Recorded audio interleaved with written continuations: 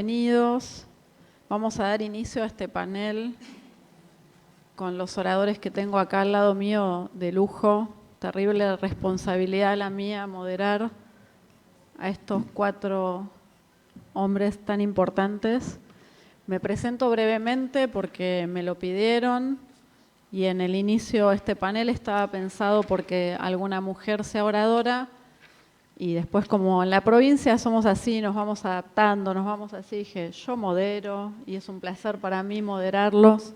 Pero brevemente me presento, mi nombre es Laura Teruel, soy bonaerense, soy mamá, recientemente mi último título, y lo digo porque mamá de un bebito de 1 año y 8 meses, soy empresaria de la provincia de Buenos Aires y soy dirigente gremial empresaria, soy vicepresidenta de la Federación Económica de la provincia de Buenos Aires y tengo otros cargos a nivel nacional, pero bueno, hoy somos bonaerenses y la bandera que siempre llevo a todos lados cuando viajo por el país es la bonaerense. Soy varelense, soy de Florencio Varela y bueno, eso brevemente mío, pero la verdad que los importantes hoy son ellos y voy a tomarme el minuto para presentar a cada uno de ellos. Brevemente, nos acompaña Walter Correa, es nuestro ministro de Trabajo de la provincia de Buenos Aires desde el 24 de agosto del 2022. Es secretario general del Sindicato Obreros Curtidores de la República Argentina desde 2004. Secretario general de la Federación Argentina de Trabajadores de la Industria del Cuero y Afines, actualmente en ejercicio de licencia. Entre el 2017 y 2021 fue diputado nacional por la provincia de Buenos Aires. Como legislador, integró las comisiones de Defensa Nacional, de Pequeñas y Medianas Empresas, de Asuntos Cooperativos, Mutuales y Organizaciones no gubernamentales de Industria y de Legislación de Trabajo. Buah, Walter, que se ve, ¿eh? El extracto. Carlos Tomada es abogado, egresado de la Universidad de Buenos Aires, dirigente político, desempeñó el cargo de ministro de Trabajo, Empleo y Seguridad Social de la República Argentina durante los 12 años del gobierno de Néstor y Cristina Kirchner, siendo el ministro de Trabajo con mayor longevidad en el cargo. En los años posteriores ejerció otros cargos como legislador porteño, embajador de Argentina en México, entre otros. Carlos es uno de los grandes especialistas de Argentina en relación laboral y negociaciones colectivas. Actualmente se desempeña como director del Instituto de Formación Político Sindical de la UOM. Un fuerte aplauso para Carlos.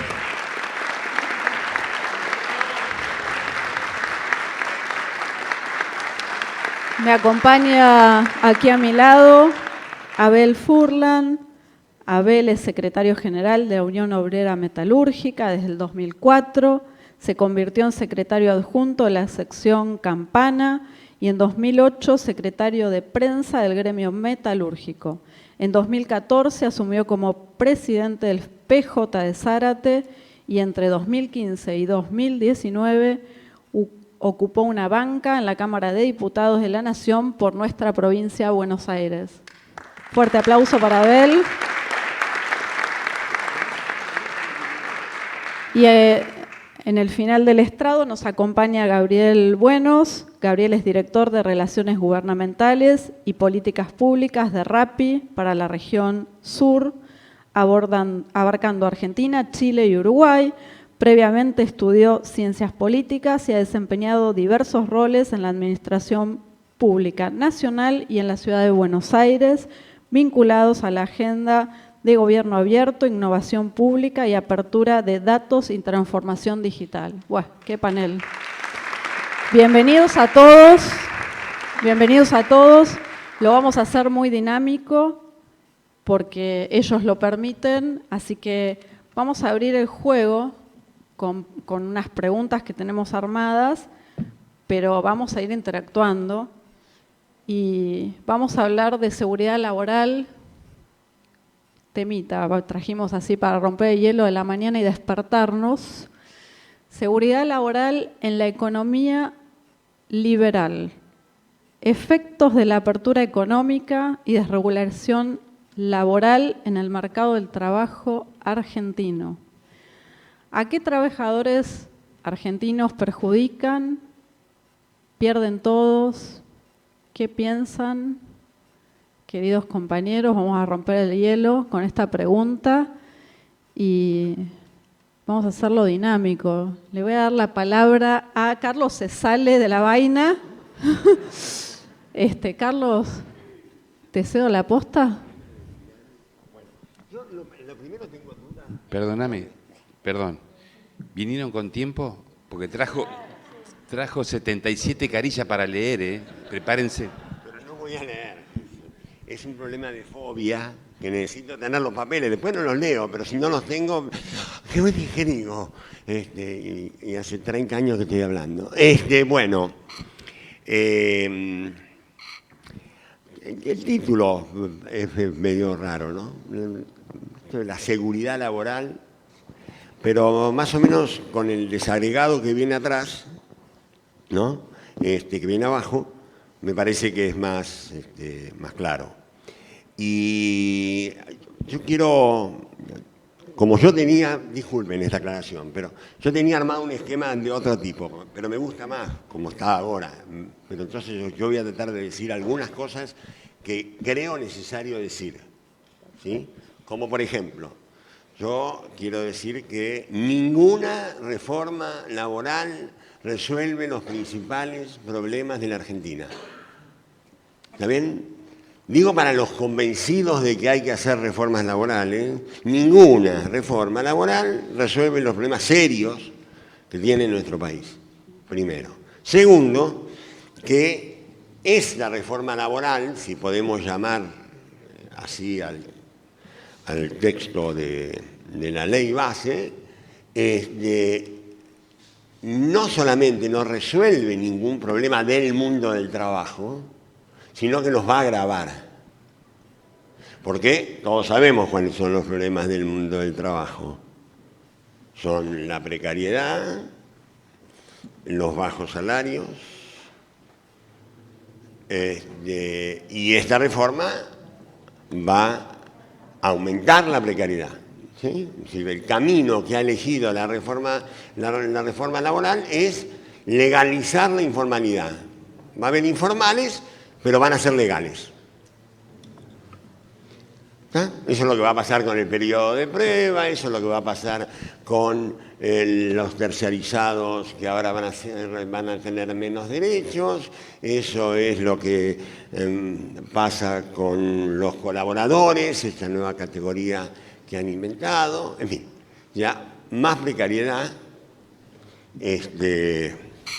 y eso no quiere decir que uno no piense que podría haber una reforma laboral, pero es una reforma laboral de un signo contrario, una reforma laboral inclusiva, que tiende a resolver los problemas que hoy tiene el mundo del trabajo.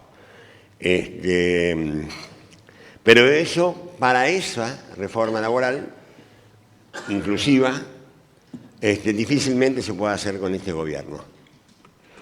Yo no vine a hablar para caer simpático, así que esto es la realidad.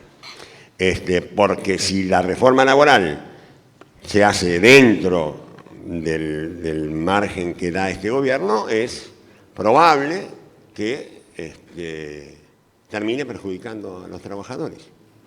Porque la ley de bases es una ley que está pensada para favorecer a algunos y para perjudicar a otros. El mejor ejemplo es la parte impositiva.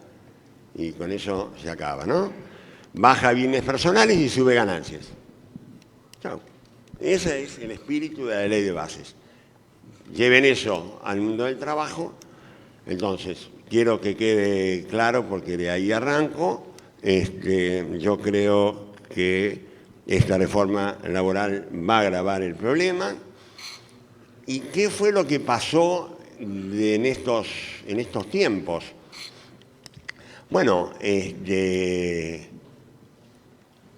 es que querían una ley, bueno, ahí tienen la ley. Ahora, antes de la ley, durante 6 meses destrozaron los salarios, destrozaron el consumo y destrozaron las actividades productivas.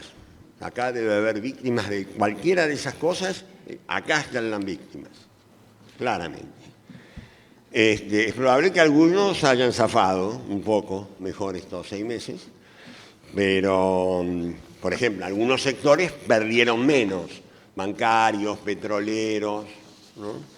Aceiteros, pero la mayoría perdió salarios.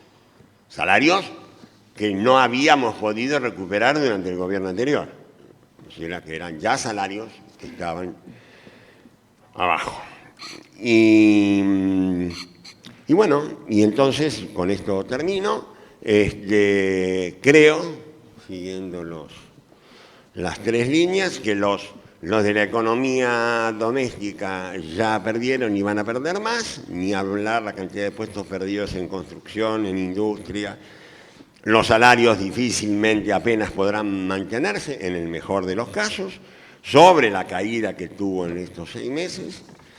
Y los de la llamada economía de enclave, petróleo, minería, TICs, es probable que tengan los sectores una mejora, pero difícilmente se genere empleo por ese lado. Lo único que vamos a ver es crecer el desempleo. Y el tema de trabajadores de plataforma no lo contesto porque es un tema que viene después. Gracias. Excelente. Me gustaría escuchar ahora, me parece, la riqueza con Gabriel, como para irme echando las distintas. Bueno, muchas opiniones. gracias. Primero, agradecer al gobierno de la provincia la invitación y la oportunidad de compartir este panel de lujo con Laura Abel, Carlos y Walter.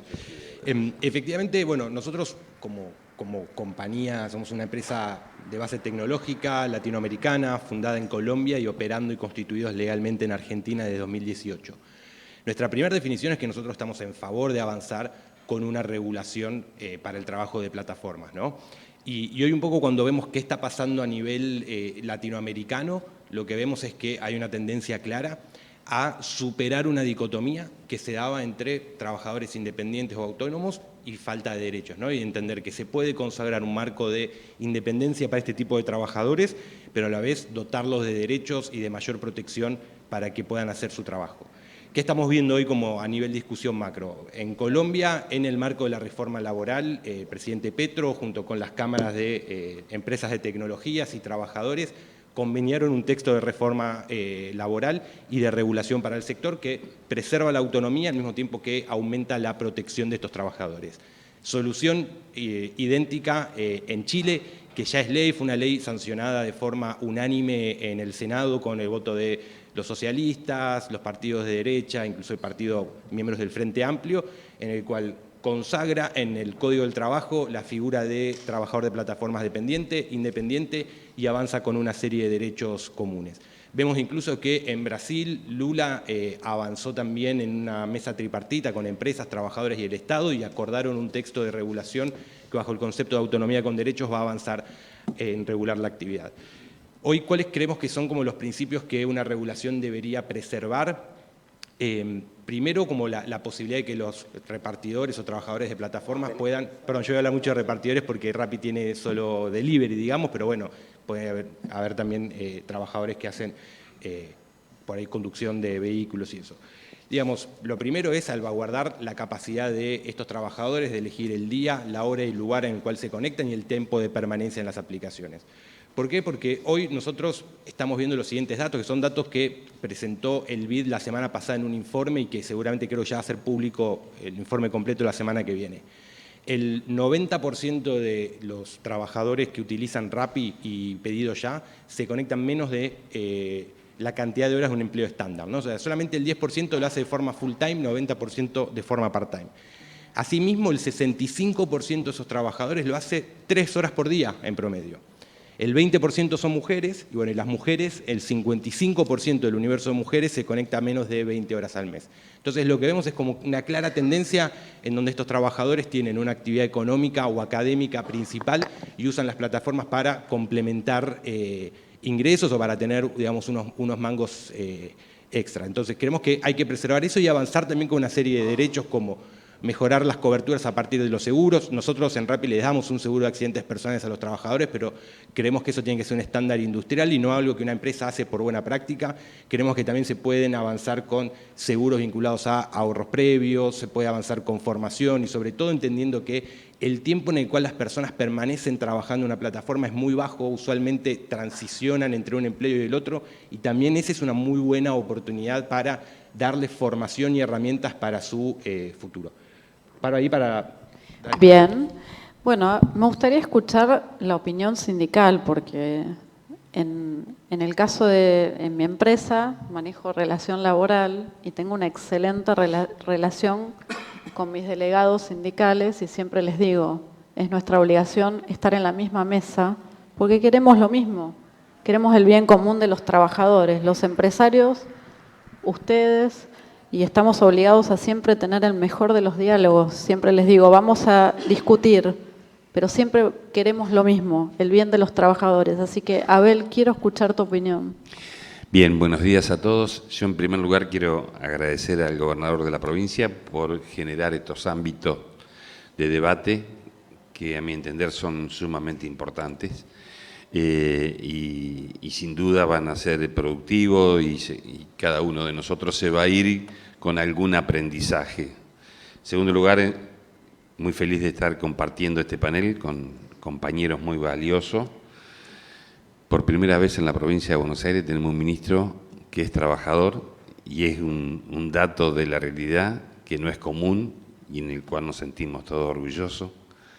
Carlos, un ministro de Trabajo de la Nación que pudo estar más de 12 años en el cargo y puede transitar cualquier movilización de los trabajadores y que los mismos le pidan fotos y que los mismos les muestren el cariño porque saben de lo que ha significado este compañero en esos 12 años para los trabajadores. Así que imagínense que uno está feliz de estar compartiendo. Yo doblemente feliz porque lo tengo hoy direccionando el Instituto de Formación Político-Sindical de mi organización. No es casualidad, es precisamente por todo eso.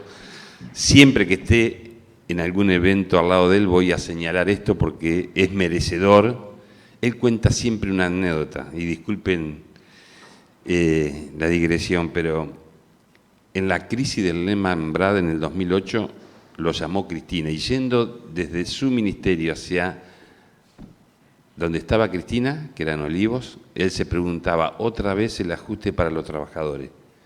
Y Cristina le dijo, ni bien lo vio entrar a la quinta, Carlos, ni un trabajador en la calle. Repensemos absolutamente todo. Bueno, eso tiene un valor superlativo para los trabajadores.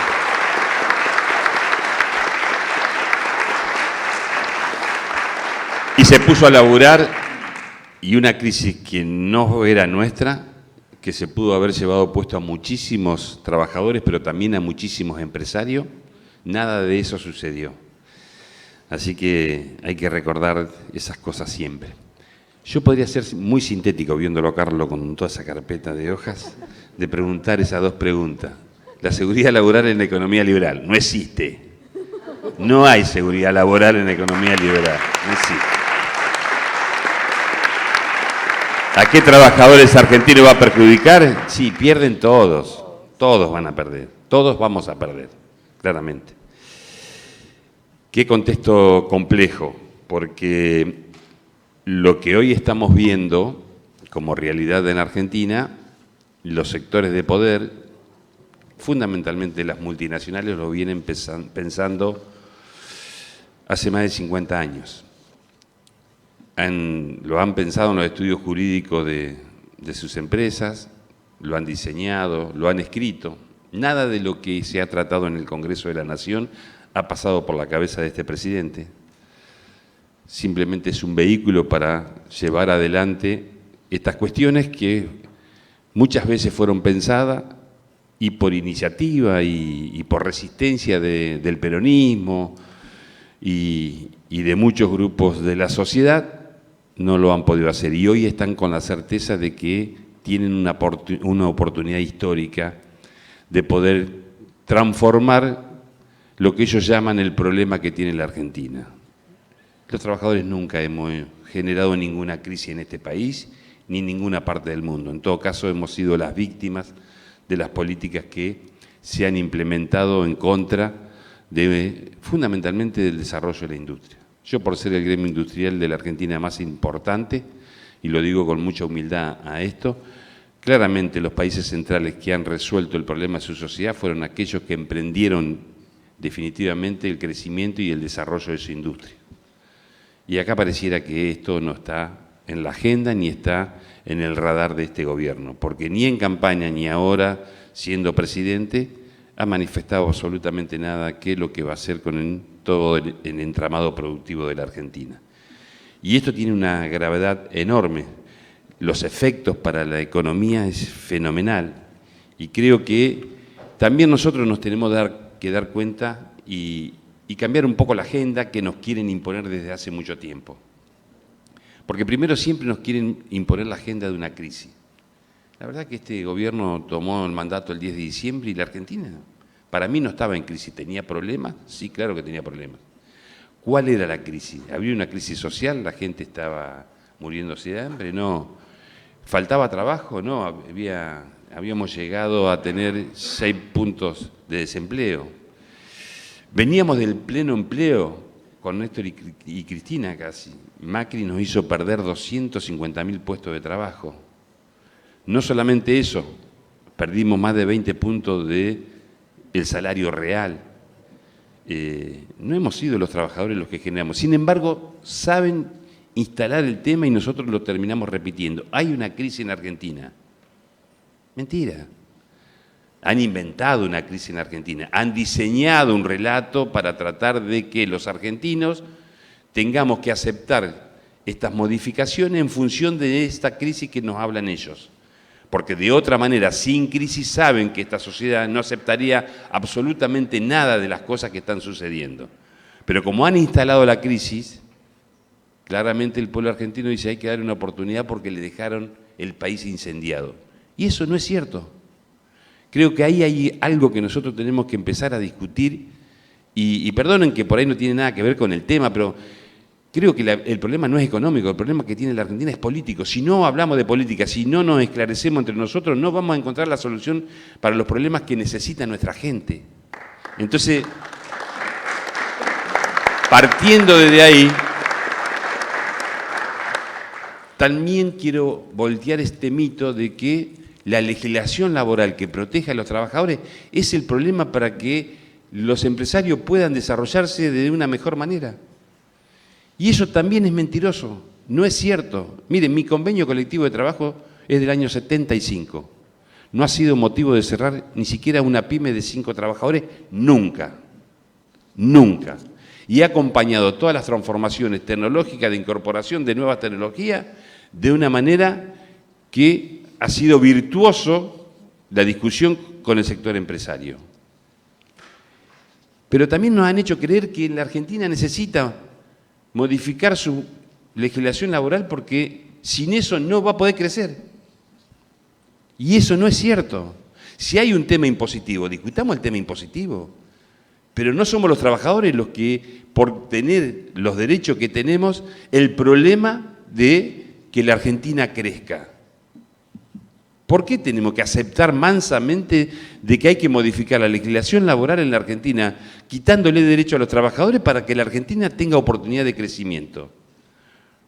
O sea, hay que quitarle derecho, pero el Estado, que es el que tiene que diseñar en las discusiones bilaterales con otros gobiernos de la región cómo vamos a producir y a fortalecer de manera con mayor músculo esta discusión salvaje que hoy tiene el mundo global, donde se disputan intereses que muchas veces son inconfesables. De eso no se habla. Sí se habla de someter a los trabajadores a la pérdida de derechos. Entonces tenemos la obligación de estar esclarecidos para dar ese debate, para que caiga ese mito de que los trabajadores tenemos que perder derechos, porque en el mientras tanto, y perdón que me extienda en este tema, que nos proponen modificar la legislación laboral haciéndole perder derecho a los trabajadores, en nuestra región se caracteriza porque la informalidad en la última década crezca de manera sostenida. ¿Y qué significa que la informalidad crezca de manera sostenida durante una década? Que los trabajadores vayamos perdiendo rol protagónico. Apenas somos el 40% de la actividad económica, contra el 60% de la informalidad. Es un dato que dice muchas cosas eso. Muchísimas cosas. ¿Y eso ha sido por culpa de las leyes? Mentira. Ha sido por las políticas económicas que han llevado adelante los sectores de poder, los que siempre están detrás de la bambalina y que hay que empezar a identificarlo, porque si no identificamos a los sectores de poder que condicionan absolutamente a todos los gobiernos y fundamentalmente a los nuestros, porque acá nosotros nos vamos a poder estar planteando cómo resistimos y a la vez cómo nos reorganizamos para volver a tomar el poder, pero también tenemos que empezar a discutir para qué vamos a tomar el poder. Si vamos a tomar el poder para hacer lo mismo o vamos a tomar el poder para mostrar la rebeldía que siempre tuvo el peronismo en contra de la injusticia y munirnos de sensibilidad frente a aquellos que menos tienen. Y esa creo que es la tarea, y de eso creo que se trata el objetivo principal de los factores de poder, someter al peronismo para que nunca más nadie se atreva a dirimir con tensiones las cuestiones que sí interesan a las grandes mayorías populares. Y acá termino porque si no me olvido. Bueno, excelente. Excelente. Muy bien. Ministro Walter, me gustaría que cierres vos y números que preocupan, ¿no?, en pérdida de empleo. Y siempre ahí nuestra provincia es la que más se perjudica. Con el 1.5 a nivel nacional, nuestra provincia perdió el 1.8. Te sigo, Walter, y los números los publicaste vos, de esos 37.000 empleos. Así que difícil tarea estar vos ahí con este puesto tan importante y viendo cómo haces para sostenerlos. Contanos tu opinión acerca de esto. Bueno, en principio, buenos días a todos y a todas. Bueno, destacar acá y agradecer, obviamente, la oportunidad de poder estar acá y poder manifestar lo que uno siente y lo que uno piensa. Con respecto a esta temática que es tan importante que para nosotros es el trabajo, ¿no? El trabajo, el ordenador, es una concepción hasta ideológica. Y poner en relevancia el hecho del Congreso de la Producción, ¿no? Porque el 50% de la industria nacional está radicada en la provincia de Buenos Aires. El 50% de las multinacionales del país están radicadas en la provincia de Buenos Aires. El 50% de la pequeña y mediana empresa, de las pymes, están radicadas en la provincia de Buenos Aires. Y cuando nosotros tenemos un gobierno nacional que no habla de producción, no habla de trabajo, y mucho menos de los derechos de los trabajadores y las trabajadoras, afectan al corazón productivo de la República, que en este caso es la provincia de Buenos Aires. Por eso celebro que nuestro ministro Augusto y que nuestro gobernador Axel Kicillof haya puesto en valor esto y también puesto en debate, puesto en discusión en este Congreso. Coincido acá con mis compañeros del panel y bueno, también esto que decía Abel, yo lo comparto. En el proceso democrático de los últimos 40 años, la verdad que con el neoliberalismo, todo lo contrario, no garantizó en lo absoluto ni la seguridad jurídica que muchos empresarios o empresarias o algunos sectores dicen siempre sostener y proteger, ni tampoco el trabajo digno, la posibilidad de tener trabajo. Y después cuando habla acá, cuando hace la pregunta de los efectos ya lo estamos viviendo, ya lo estamos padeciendo. O sea, la semana pasada estuve viendo materia prima de producción de manufactura, cueros de Francia, la semana pasada. Recién hablaba acá con Carlos y con Abel, la fábrica de cerraduras Privé, que está radicada ahí en Morón, 180 compañeros, y la empresa tiene un stock de 600.000 cerraduras. No está vendiendo una cerradura.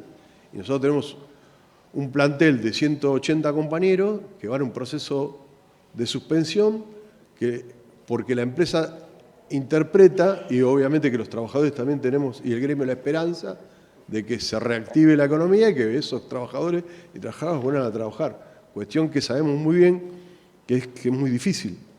O sea, esto, los efectos ya lo estamos viendo, ya lo estamos padeciendo. Con respecto a quién involucra esta situación, a todos los trabajadores. En mayor o menor manera, todos los trabajadores, ¿no?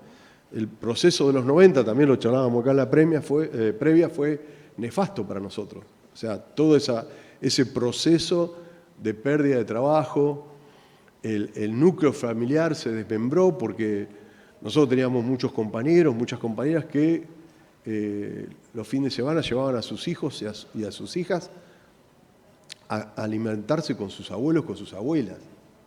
O sea, yo he sido testigo de empresarios que se suicidaban porque no podían sostener su empresa.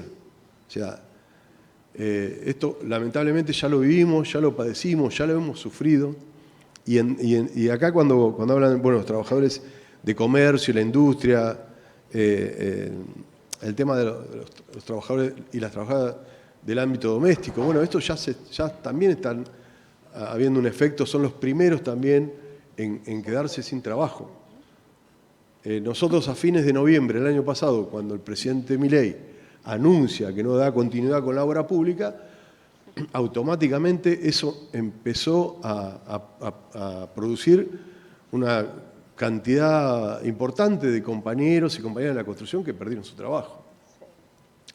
Y esto lo quiero relacionar también con la obra pública. Y esto, permítame, en el mundo el rol del Estado no se discute. No hay ningún país en el mundo que discuta el rol del Estado. Algún país por ahí tiene mayor voluntad y mayor presencia del Estado, otro tal vez tiene un poco menos, pero el Estado está presente y articula en todos los países del mundo. Y también incide en la obra pública. O sea, esto también, un poco lo que decía en términos políticos Abel y Carlos, ¿no? Vamos a la discusión, no hay ningún problema. Discutamos, debatamos. Tenemos un universo terrible de ejemplos en cómo, en el caso de la obra pública y de la incidencia del Estado, no solamente en la obra pública, sino en el transporte, hay una tendencia muy fuerte en el mundo de la jornada laboral. O sea, nosotros tenemos 48 horas semanales. Chile tiene 40 horas semanales. Brasil va a un proceso de disminución de la jornada. En Europa se disminuye la jornada y se disminuye la jornada diaria y la jornada semanal, porque hay otros criterios de turismo, de esparcimiento, cuestiones sociológicas. Hay un montón de cuestiones y también el Estado se hace cargo de esto. Y después, bueno, los trabajadores, cuando hablamos de la minería, el petróleo, bueno, ahí yo quiero hacer un paréntesis porque esto se encuadra en el marco del RIGI, ¿no? A ver, el RIGI lo que determina es que inversores donde no justifican su inversión, estamos hablando de estos 200 millones de dólares, obviamente que en cadena va a derribar cualquier proceso industrial argentino, cualquier proceso de una pyme, de una cooperativa. No hay forma. Y después también hay, a ver, nosotros ya, cuando hablamos del RIGI, yo le pido a mis compañeros, a mis compañeras, que hagamos el ejercicio de la memoria y que el RIGI ya estuvo enquistado en la historia de nuestra República. Y que fue la Forestal. Fue la Forestal, una compañía inglesa que arrasó con el 90% del quebracho en el norte de Santa Fe y en el sur del Chaco, donde tenía su propia moneda, donde tenía su propio ferrocarril, donde tenía sus propios puertos, donde no dejó absolutamente nada ni al Estado provincial ni al Estado nacional. donde hubo explotación de trabajadores y trabajadoras, masacre de trabajadores y trabajadoras. Bueno, el RIGI tiene características muy similares, ¿no? El hecho de importar maquinaria usada, el hecho de importar trabajadores y trabajadoras, el hecho de tener la prioridad. Si hoy viene una minera a Catamarca, en un pueblo determinado, en la prioridad del agua la tiene la minera, porque se acoge al RIGI, tiene prioridad por sobre ese pueblo, por esa población. O sea, por eso insisto con que hagamos este ejercicio de memoria de que esto ya lo sufrimos y lo padecimos como República, el tema de la forestal. Y con respecto a las plataformas, a mí me parece, ayer estuve repasando un proyecto de mi compañera Vanessa Siley, y hay una cuestión en el proyecto que me parece que es lo central, que habla del Estado, de los sindicatos y de los empresarios, ¿no? Que me parece que esto tiene que tener una fortaleza en la construcción de la legislación. Pero también les digo que en el mientras tanto, para el Ministerio de Trabajo de la Provincia de Buenos Aires está la 2744. Y aplicamos la ley conforme a lo que implica la aplicación de esa ley.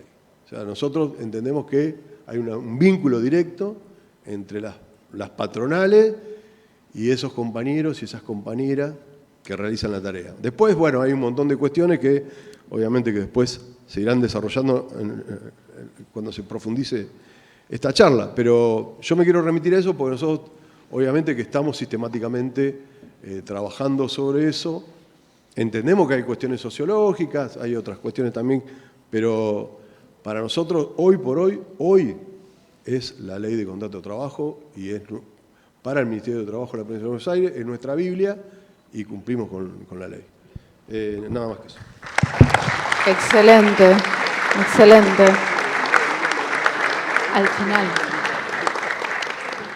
Vamos a dejar al final un espacio para preguntas, porque me están pidiendo, se salen de la vaina ahí por preguntar. Al final vamos a tener un espacio de preguntas y me pidieron que... Soy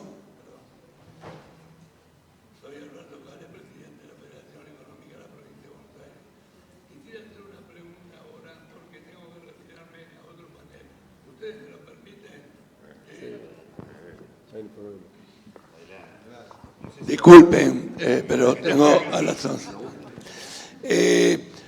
Bueno, vuelvo a repetir, Alberto Cale, presidente de la Federación Económica de la Provincia de Buenos Aires, vicepresidente de CAME y presidente de la Cámara de Norma de Zamora. Les pregunto, ¿ustedes creen que los empleados tienen que pagar ganancias y nuestros gobernadores, por recibir una coparticipación, han acompañado el tema de ganancias de los empleados? Yo como empresario digo que no tienen que pagar ganancias porque el empleado presta, nos ayuda a crear riqueza, pero no tiene riqueza como el empresario. Así que les quisiera preguntar qué opinan de eso. Y perdonen. Me voy a tomar la libertad de decir que en vez de contestarle yo simplemente...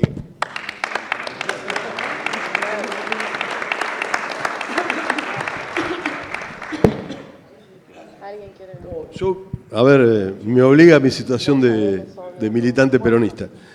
No, a ver, este tema lo tocamos en el Parlamento con Abel en su momento. Quiero recordar a todos y a todas que lo de la cuarta categoría fue un proyecto de Juan Domingo Perón, ahora que recordamos los 50 años, cuando él regresa, solicita al Parlamento argentino 20 leyes, de las cuales salieron 16. Dentro de esas 16 salió lo de la cuarta categoría. El argumento de Juan Domingo Perón era claro y conciso.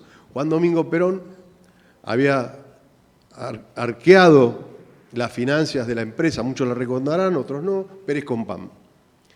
Y Juan Domingo Perón detectó que el hijo y la hija de Pérez Compán, a través de los recibos de sueldo, en la sumatoria anual, ganaban más tenían más ganancias que la propia compañía, que la propia empresa. Por eso fue que Juan Domingo Perón impulsó y después se votó a fines de diciembre del año 1973. Y salió lo de la cuarta categoría. Obviamente que después vino la dictadura militar, las políticas de Martínez Dios, la tablita de Machinea, bueno, la situación de la hiper y un montón de cuestiones que fueron desdibujando esa situación. Pero también hay que decir que hace muy poco y con una amplia mayoría los trabajadores y las trabajadoras dejaron de pagar ese impuesto al trabajo. Incluso lo votó el mismo presidente Milei. Bueno, ahora se desdijo de su voto y la verdad que es un impuesto al trabajo que no tiene ningún sentido, que hoy donde estamos hablando del RIGI y los grandes poderes económicos no tributan, que la clase trabajadora tribute y no tiene ninguna lógica, no tiene ningún sentido y es una injusticia. Bien, perfecto. Así pensamos también los empresarios PYME, que es una injusticia, que a nuestros trabajadores no les alcanza y es una injusticia.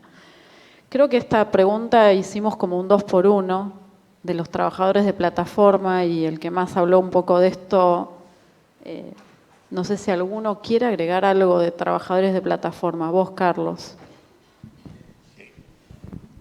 Porque recién se habló y se habló bastante por parte de la representación empresaria sobre este tema. A ver, primero, en los datos que se mencionó de países que sí están haciendo reformas laborales, en este sentido y en otras, quiero señalar que los países que están haciendo reformas son Colombia, Brasil y Chile. ¿Necesito decir la orientación de esos 3 gobiernos? Entonces, confirma lo que yo señalo de que por supuesto que hay reformas laborales que se pueden hacer en un contexto de modernización, pero fundamentalmente en un contexto de gobiernos populares. Porque si no, siempre van a ser en contra de los trabajadores y trabajadoras. Eso por un lado. Por otro lado, me quiero agarrar de la segunda parte un poco en la línea de lo que decía Walter. Yo sí creo que hay desafíos para el Estado en relación a estas relaciones laborales. ¿En qué sentido desafíos? En el sentido de que para mí la única libertad real es en el mundo del trabajo es la que está garantizada por la ley o por los convenios colectivos de trabajo. Que en algún sentido es lo que decía también la representación empresaria y lo que señalaba Walter de los proyectos que estuvo viendo. Me parece, dicho el principio general, bajo, digo, es conveniente que haya leyes que regulen las nuevas situaciones laborales, porque el trabajo del futuro, o el futuro del trabajo, como quieran llamar, que no es lo mismo, no está escrito en la piedra ni en ningún lado que tienen que las nuevas tecnologías, los nuevos trabajos tienen que ser sin derechos. No es cierto. Esa es una permanente amenaza que ejercen los sectores que son los que dominan en el campo tecnológico y quieren cambiar tecnología por derechos. Y no es así, es tecnología y derechos. Y no es contradictorio. Alguien me puede decir, bueno, pero habrá que pensar nuevos derechos. Pensemos nuevos derechos. ¿Cómo no? Y para eso, un Estado fuerte, sindicatos activos, diálogo social y regulemos lo que haya que regular, pero no desregulemos. Porque si no pasa lo siguiente, y no me va a contestar la parte empresaria, ¿está bien? Pero, digamos, esta idea de la autonomía, que es muy atractiva, pero a mí me parece que esa autonomía en realidad está condicionada, por ejemplo, la autonomía horaria, bueno, puso datos interesantísimos, de alguna manera está condicionada también por un sistema de premios y castigos que en general los trabajadores no conocen. No digo los trabajadores de Rappi. Bueno, así salvo los de Rappi, digamos, los trabajadores no conocen.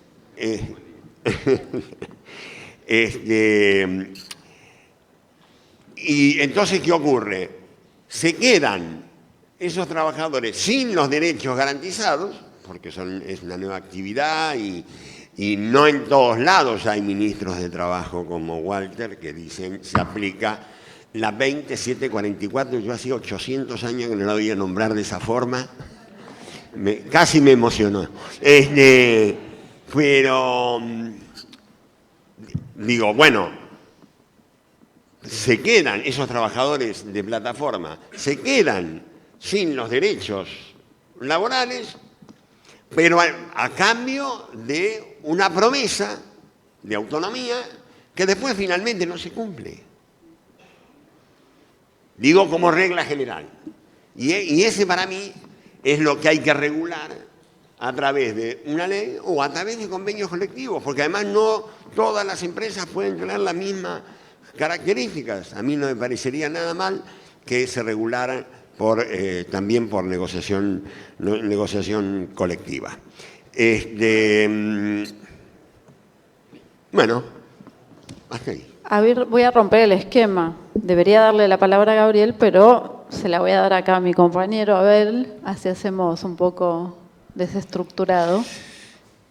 A ver, es un desafío enorme para el movimiento obrero estas cuestiones. El sindicalismo tradicional ha sido sorprendido por el impacto de las nuevas tecnologías digitales en el mundo del trabajo. Y hoy todavía nos cuesta entender ese impacto. Y entonces yo me pregunto, si nos cuesta entender ese impacto, si todavía desconocemos cuál es la demanda de ese trabajador que ha incorporado esa herramienta al mundo de trabajo, ¿cuál es la demanda? Yo me preguntaba el otro día, ¿la demanda no será que él quiere ser cuentapropista, que quiere disponer de absolutamente de todo su tiempo y trabajar cuando lo crea conveniente? Y yo digo, puede estar pensando eso, y si piensa eso, ¿por qué lo piensa? ¿Cuál es la razón para que piense que él necesita tener libertad de disponibilidad de cuándo y en qué momento va a prestar servicio? Y rápidamente me hice esta pregunta: ¿cuál es el incentivo que el mundo del trabajo le da hoy como oportunidad a las nuevas generaciones? Yo recién en mi alocución anterior dije que era el gremio industrial más importante de la Argentina,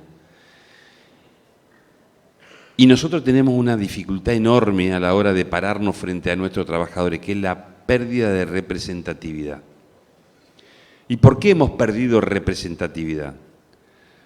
Porque el mundo de la industria surgió en la Argentina a partir de darle un incentivo y una oportunidad al ser humano de incorporarse al mundo de trabajo con oficios calificados. Entonces, a vos te formaban para dar respuesta a una demanda de la producción, y esa formación inclusive te contenía porque te hacía crecer como ser humano. Vos incorporabas como ser humano nuevos conocimientos y eso te hacía crecer y te contenía. Y aparte, el trabajador en el mundo de la industria era un trabajador bien remunerado. El empresario que se acaba de retirar salió con el tema del impuesto a la ganancia. Y está mal que le cobren impuesto a la ganancia, pero yo creo que en la discusión, en nuestra agenda, no tiene que ser esa la discusión. En la discusión, en nuestra agenda, tiene que estar por qué en el mundo de la industria, mayoritariamente los trabajadores que producimos y generamos la riqueza tenemos salario por debajo de la línea de la pobreza. ¿Cuál es el incentivo para las nuevas generaciones insertarse en el mundo de la industria si la contraprestación a ese esfuerzo no va a alcanzar ni siquiera para garantizar el plato de comida? Cuando yo ingresé al mundo de la industria, a los 2 años me compré un terreno y tenía la posibilidad, porque había lazo solidario en esta sociedad que después fueron rotos, a los 5 años, con mis compañeros salíamos a las 5 de la mañana de la fábrica a llenarle la loza al compañero que había podido llegar al Dentel y a poder techar su casa. O sea, el trabajo dignificaba porque había un salario que contenía y que le daba la posibilidad de tener una proyección en su vida. Y no solamente eso, él se hacía su casa, él hacía estudiar a sus hijos y hacía estudiar a sus hijos en la escuela técnica para que cuando él se tuviera que jubilar, porque entrábamos con la posibilidad de quedarnos hasta los 65 años para jubilarlo en el mismo lugar, cosa que hoy eso no sucede, sino con la expectativa de que nuestros hijos fueran los que nos sucedieran. Y eso fue lo que se modificó, eso fue lo que se cambió. Entonces, hoy estamos pensando cómo contenemos a las nuevas generaciones en este mundo que desconocemos, y desconocemos aún también la demanda de ellos.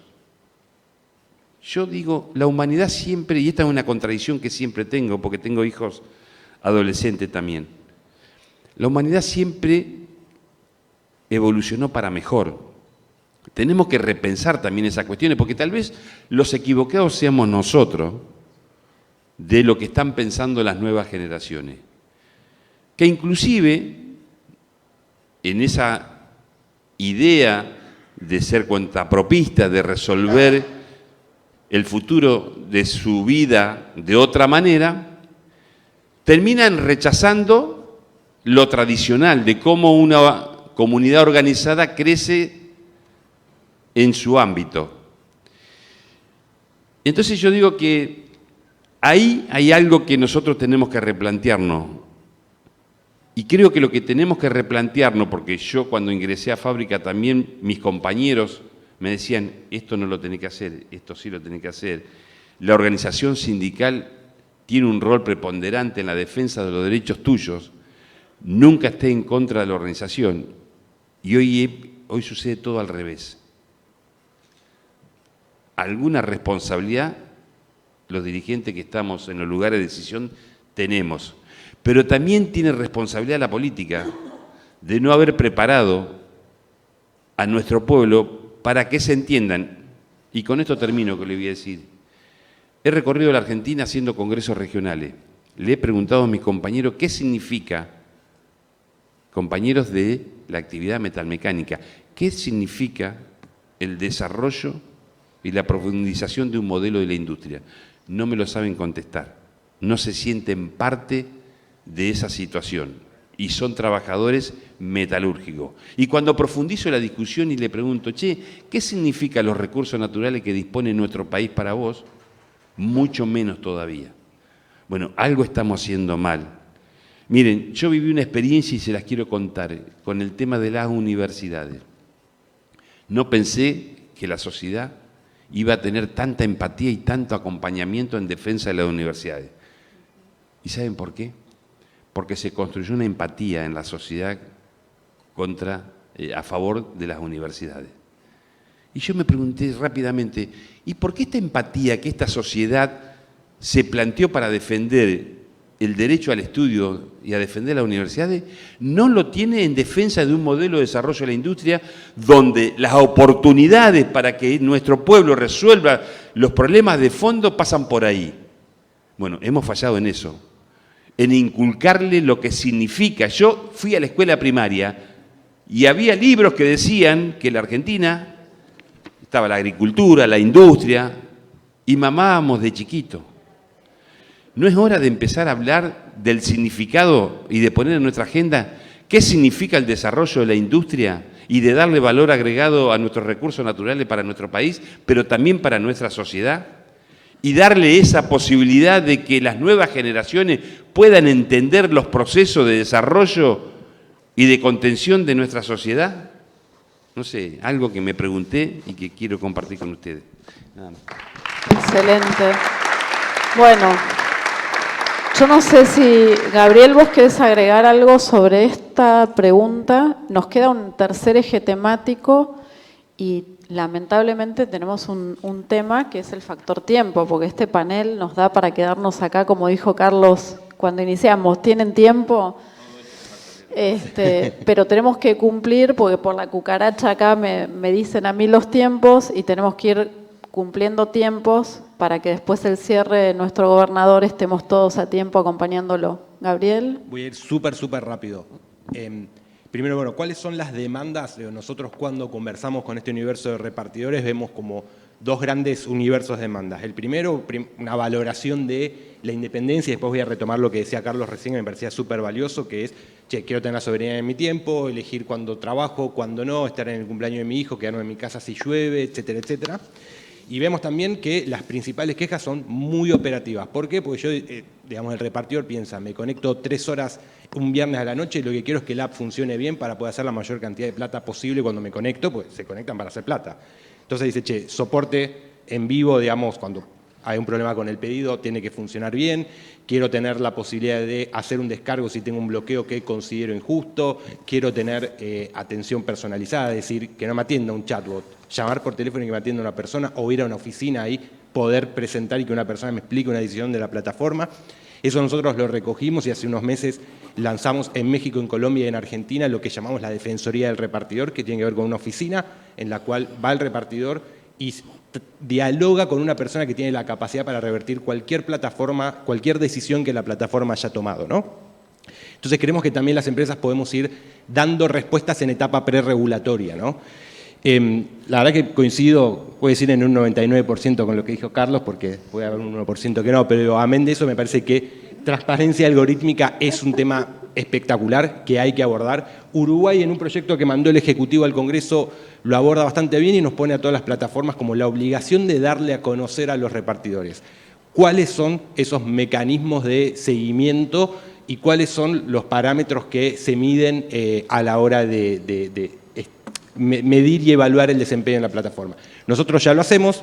Queremos que cuando se avanza por ley, como dice Carlos, se consagran derechos, se consagran la independencia también, pero sobre todo se establece un piso industrial para que todas las plataformas hagamos lo mismo. Excelente. Walter. Sí. A ver, los dos párrafos los voy a contestar con dos ejemplos que me parece importante destacar.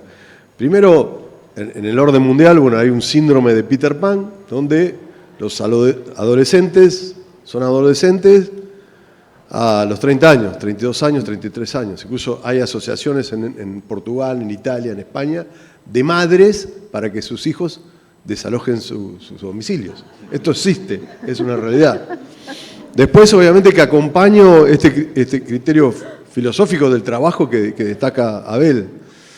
Y después, la demanda hoy del recambio generacional de los trabajadores y las trabajadoras es el tiempo.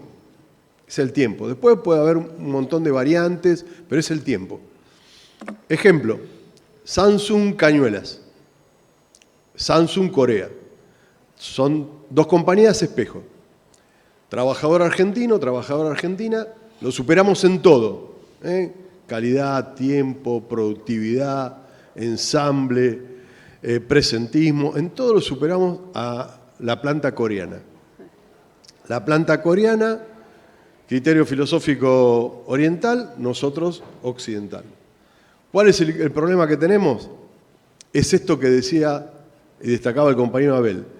Los compañeros y las compañeras trabajadores de la planta Samsung de Corea tienen una perspectiva a desarrollar su vida en esa compañía. Es una buena compañía, un buen trabajo y van desarrollando.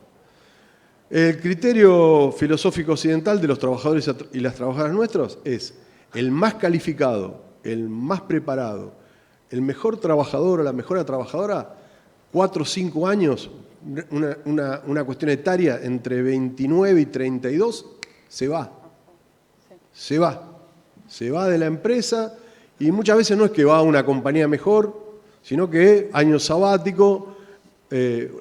Insisto con esto con la cuestión del tiempo. Me parece que es un desafío del Estado, de los sindicatos, de las empresas, saber cómo nosotros resolvemos esto, porque es una problemática que está existiendo y cada vez está más consolidada. Con respecto al Estado, la mediación, en el segundo párrafo, miren, nosotros tuvimos un ejercicio que fue la ley del teletrabajo, en el medio de una pandemia, en el medio de una crisis. Había 21 proyectos, incluso había muchos compañeros y compañeras de nuestro signo político que tenían, como era una cuestión de trabajo, y ellos por ahí tenían un estudio de abogados, se sentían con el derecho y la pertenencia de poder legislar porque era una cuestión fácil. Bueno, obviamente que la presidenta Vanessa Sigle tenía que presidir y yo tenía que acomodar los melones para que esos 21 proyectos sean uno.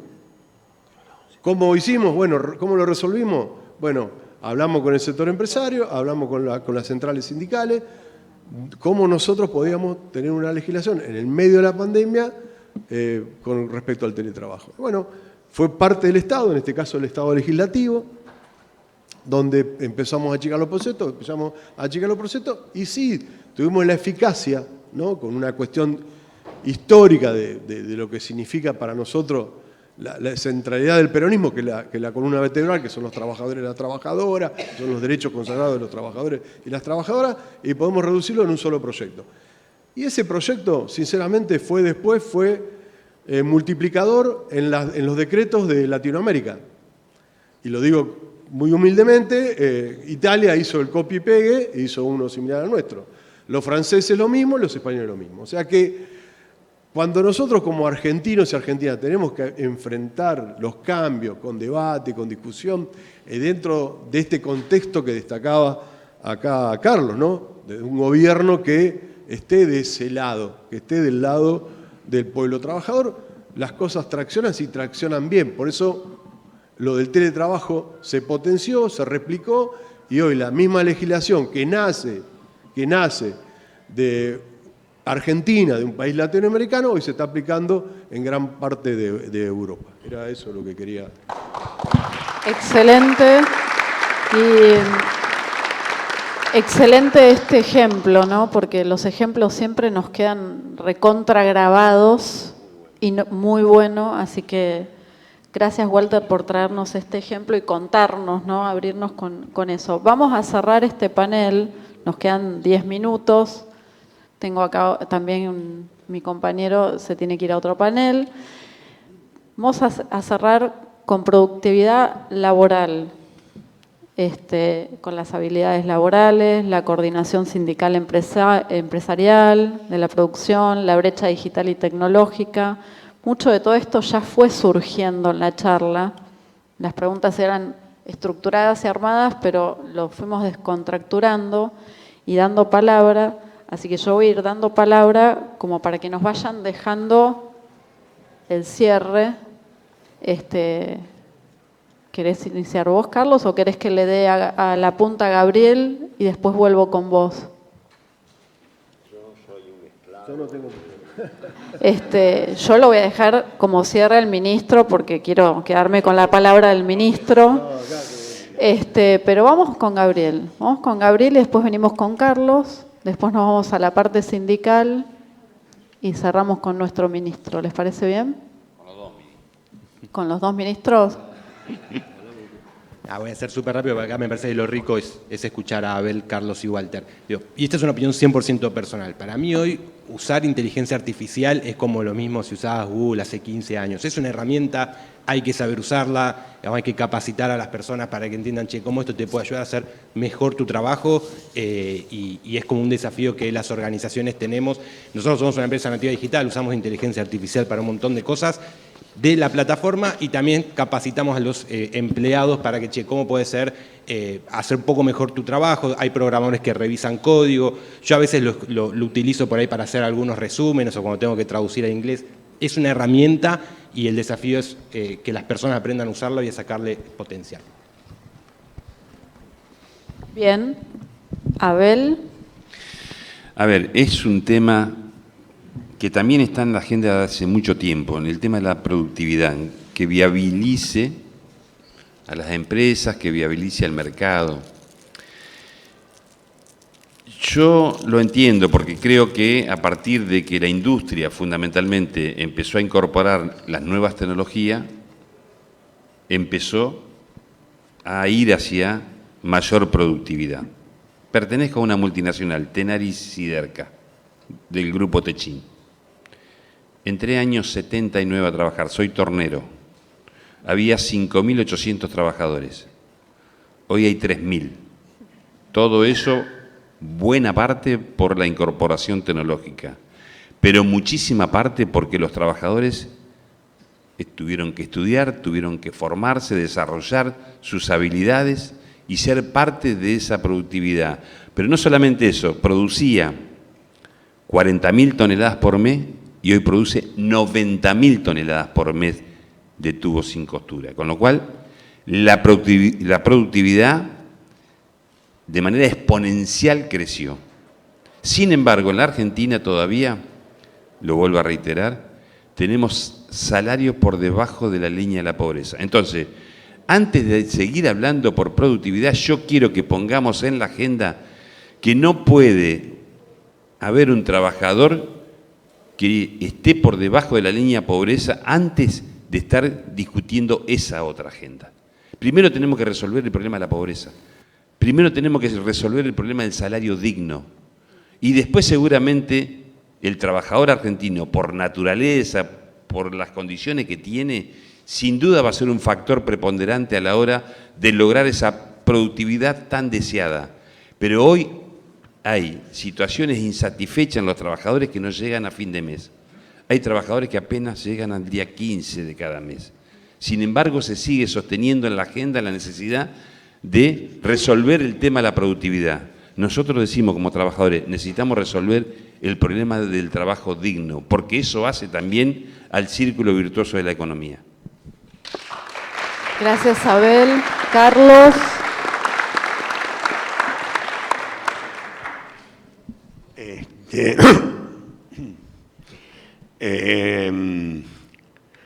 Me parece inexorable hablar del tema de la productividad y me parece importante que el cierre de esta mesa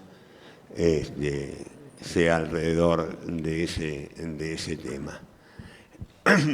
Y creo que no hay otro lugar donde pararse para hablar de este tema que desde el lugar que lo dejó Abel. Desde el lugar que lo dejó Abel. Es increíble, pero es un fenómeno mundial. Es increíble que una empresa triplique, cuadruplique, no sé cuántas veces su producción y los salarios no alcancen para vivir. Es algo que conspira contra el sentido común. Claro que el sentido común no los ganaron los sectores dominantes. Ese es el problema. Porque las experiencias de productividad en la Argentina, por la vía baja, ya se probaron y ya fracasaron. Es decir, la idea de productividad como intensificación del trabajo ya fracasó. Y además, el no distribuir los beneficios del aumento de productividad con quienes la generan, que son la inversión empresaria, pero también la inversión laboral de los trabajadores todos los días. Entonces, Esto es para mí lo que hay que reparar. Productividad no tiene que querer decir trabajar más, sino trabajar mejor. Yo ahora sí voy a hacer uso de los papeles porque quiero enumerar las cosas que no pueden ser aumento de productividad. Y no me quiero olvidar de ninguna. No se trata de extender el tiempo de trabajo, ni intensificar el ritmo laboral, ni reducir los salarios, ni eliminar derechos, ni limitar la actividad de los sindicatos.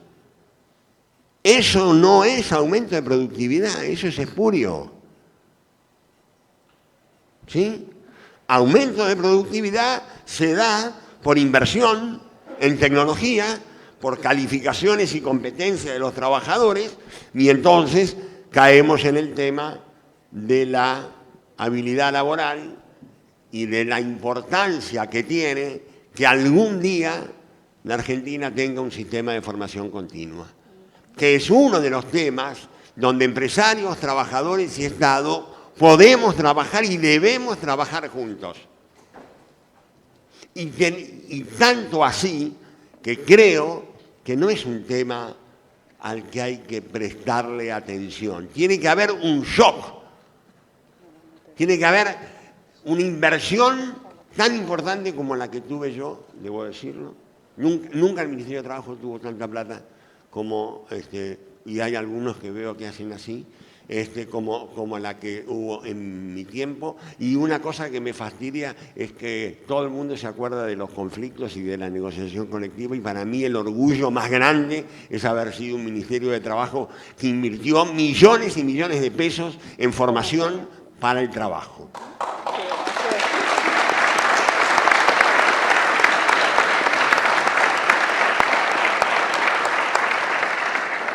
Y lo hicimos tripartitamente. Por eso es que veo varias caras que hacen así.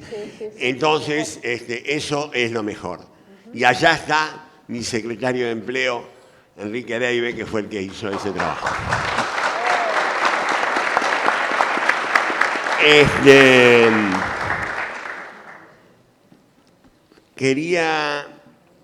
Ahí está metido el tema de las experiencias sectoriales de acuerdos de productividades. Un pequeño párrafo sobre eso.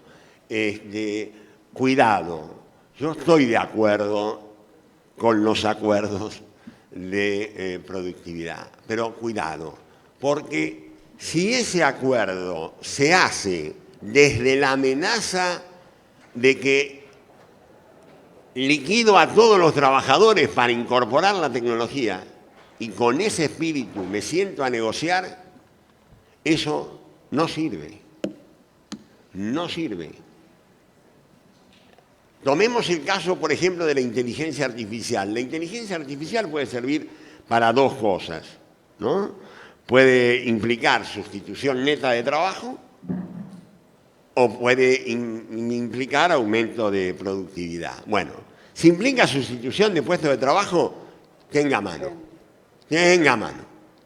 Vamos a conversar y vamos a conversar bien cómo contenemos la mayor cantidad de puestos de trabajo y los que se pierden, ¿qué hacemos con esos trabajadores? No es de otra forma. Y si es la inteligencia artificial para el aumento de productividad, bueno, hablemos cómo distribuimos los beneficios del aumento de productividad. A mí me consta que eso es posible. También me consta de negociaciones que se han iniciado con, en este lugar hay 16 trabajadores. No queda ninguno. Te aviso que no queda ninguno. No, hermano. Si así vamos a discutir, vos no vas a poder abrir la fábrica. Ah, no, ahora está sancionado. Se pueden echar. No, no se puede eso. Bueno, alguna forma de lucha sindical. Porque es así. Porque ya lo dijo Abel, ¿no? Digamos, los derechos están para defenderlos, para lucharlos, para mejorar y en la medida de lo posible de negociarlos con la parte empresaria. Porque lo que está en discusión, y con esto cierro, nadie puede discutir la inclusión tecnológica. Menos lo voy a hacer yo delante del exministro de Ciencia y Tecnología, que también nos acompaña acá, Salvareza, un capo. Gracias.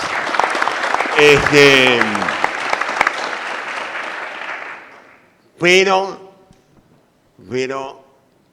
no da lo mismo la incorporación de tecnología según el contexto político. Es así. El mundo tuvo varias revoluciones tecnológicas y no todas fueron iguales. La de finales del siglo XVIII, del siglo XIX y comienzo del siglo XX fue salvaje. Y cayó el salario, cayó la productividad y cayó el empleo. La de mediados del siglo XX tuvo otra característica, era otro contexto político. Había sindicatos, había gobiernos populares, estaba el temor de la Unión Soviética, había otro contexto.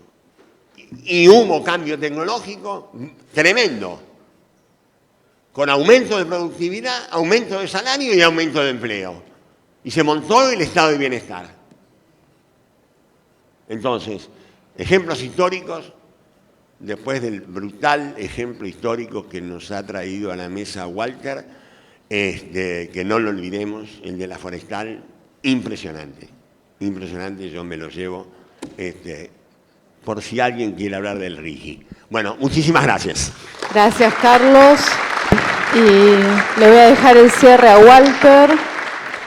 Ya estamos en tiempo, pero le voy a dejar el cierre a Walter.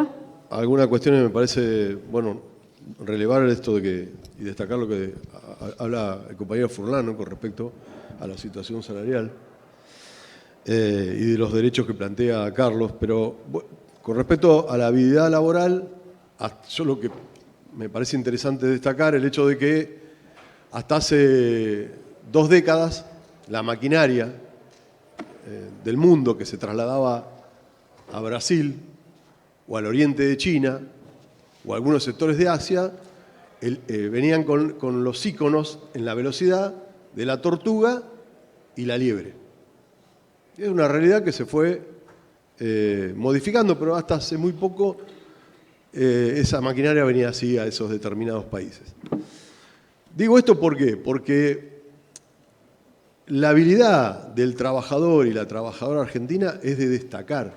Muchas veces no se dice, pero mucha maquinaria europea, industrial, maquinaria agrícola, los estándares de producción de esa maquinaria se establecen acá en la Argentina, con trabajadores argentinos y trabajadoras argentinas.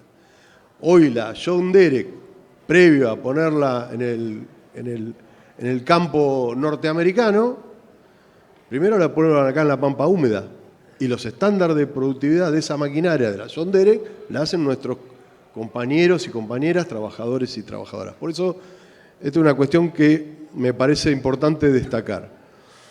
Con respecto a la coordinación sindical empresaria de la producción, a ver, hay 2 cuestiones que marca el 14 bis de la Constitución Nacional, que es las ganancias, ¿no?, que nosotros fuimos testigos, ¿no? Me acuerdo, lo compartí con Carlos, ¿no?, aquellas organizaciones sindicales petroleras, el caso de neumáticos, varias organizaciones sindicales se pusieron de acuerdo con el sector empresario, y bancarios también.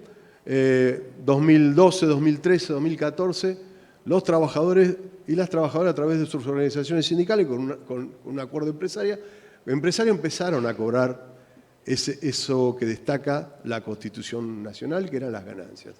Y también este artículo también habla de la incidencia del trabajador y la trabajadora en la línea de producción, en la organización productiva de la industria. Cuestión que es un desafío que nosotros, obviamente que tenemos que, en algún momento, todo ese artículo que sobrevivió, ¿no?, a la Constitución peronista, la del 49, en algún momento lo vamos a ejercer. Yo entiendo, comprendo y destaco que esto se realiza. O sea, alguien de ustedes en algún momento generó o fue testigo de un hecho de conflictividad con el tema de la productividad? En este momento no, pero en los 90 lo padecimos. Esta cuestión del 1 a 1, ¿no?, que de la dolarización ya lo vivimos, lo sufrimos y lo padecimos. El artículo 10 de la ley de convertibilidad decía que no se podía indexar los salarios y no se podía incrementar los salarios si no era a través de la productividad. Bueno, eso fue un exceso compulsivo para que los trabajadores y las trabajadoras se dieran a este artículo prepotente donde no había otra forma de cómo incrementar los salarios. Bueno, este 1 a 1, esta dolarización estalló por los aires y los trabajadores y las trabajadoras se quedaron con altos índices de producción y con los salarios por el piso. Bueno, desde ahí que estamos remontando y estamos tratando de recomponerlos. Y después con el tema de la brecha digital y la tecnología, esto hay que destacar, esta cuestión que decía Abel, los convenios colectivos de trabajo tienen plena vigencia. Los convenios colectivos de trabajo, muchos dicen, son del 75. Sí, son del 75. Algunos son del 74. Pero si no hubiese habido un golpe en el 55, donde en términos industriales exportábamos uranio potenciado, los convenios serían del 55. Pero desde el 75 hasta la fecha no hay ningún conflicto por la incorporación de tecnología o la incorporación de los sistemas que imperan en el mundo. Todo lo contrario. A través del convenio colectivo, los trabajadores, las organizaciones sindicales, el Estado y las empresas se pusieron de acuerdo. La maquinaria desde el año 75 a la hora se modificó un montón de veces y siempre existió el diálogo, siempre se pusieron de acuerdo, nos pusimos de acuerdo, y no hubo conflictividad con respecto, no existe la conflictividad. Y cuando hablan de tecnología, vayamos al ejemplo de Japón. Japón tiene la jornada anual de horas inferior a la del trabajador y la trabajadora argentina y tiene un índice promedio de su ocupación que ronda por el 2% de los últimos 30 años. Entonces, y para ese, no, porque si no parece que estamos hablando de una utopía, y para eso hay un montón de cuestiones que nosotros tenemos por realizar. Está todo por realizarse. Está todo. Nosotros con el mar más grande del mundo no podemos estar discutiendo si vamos a terciarizar o si vamos a precarizar el trabajo. Con el litio que tiene la República Argentina no podemos... Bueno, Salvareza, ¿cómo hacemos para hacer batería y tener un trabajo digno? O sea, también hay una cuestión que me parece que cuando hablamos de tecnología no comamos el postre antes de la cena, porque todavía a nosotros nos falta construir y comer esa cena que es abundante porque nuestro país es rico. Y después hay una cuestión que, y ya termino acá, para el sector PYME. Bueno, lo tengo acá, Ariel. Nosotros desde el sector PYME, en el marco de la provincia de Buenos Aires, la provincia de Buenos Aires puede nuclear 5 países europeos, tranquilamente. No es casualidad que nuestro gobernador insiste, se compromete con el tema del Canal de Magdalena. El Canal de Magdalena es la cuenca del Paraná que se relaciona, se vincula en términos productivos, en términos de trabajo, a los puertos de la provincia de Buenos Aires. Y esa provincia de Buenos Aires que tiene una salida directa de la producción y el trabajo al Atlántico. No pasar y pagar el peaje por los puertos de Montevideo.